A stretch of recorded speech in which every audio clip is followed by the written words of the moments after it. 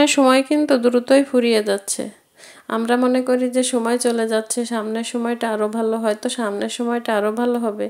যেমন ছোটবেলায় আমি ভাবতাম কবে যে বড় হব। এখন মনে হয় আরও সামনের দিনগুলোতে হয়তো ছেলেমেয়ে বড় হয়ে যাবে, তখন একটু রিল্যাক্স পাবো।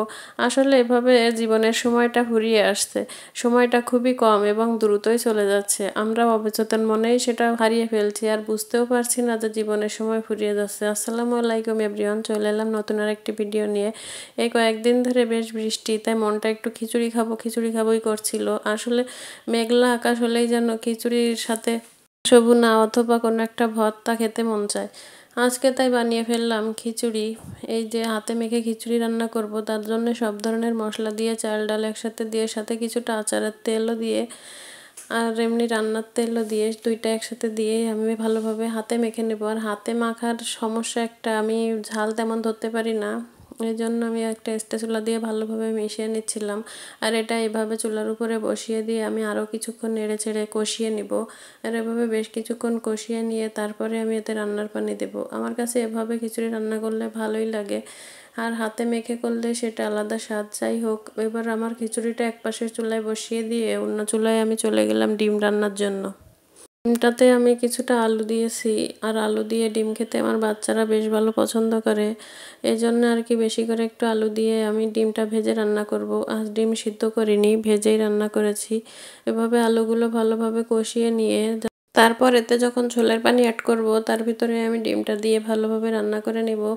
আর জীবনের সময় ফুরিয়ে আসছে, আমাদের সকলেরই ওপারে চলে যেতে হবে, তাই সকলেরই উচিত ওপারের জন্য কিছু জমিয়ে গুছিয়ে রাখা। আর আল্লাহ পাক আমাদের ভালো কাজ, নামাজ কালাম পড়া বা ইবাদত করা, এগুলোই বলে দিয়েছেন। তাই আমরা সকলে একটু চেষ্টা করব যেন 5 ওয়াক্ত নামাজ আমাদের মিস না হয়। এর মধ্যে আমার ঝোলটা ফুটে এসেছে, আমি এই পর্যায়ে ডিমগুলো একে একে দিয়ে দিচ্ছি। আমি আগে থেকে ভেজে রেখেছিলাম ডিমগুলো, সেগুলোই দিয়ে দিলাম এর ভেতরে। আর এভাবে প্রয়োজন মতো ঝোল রেখে নামিয়ে নিলে এটা খিচুড়ির সাথে খেতে মোটামুটি ভালোই লাগে।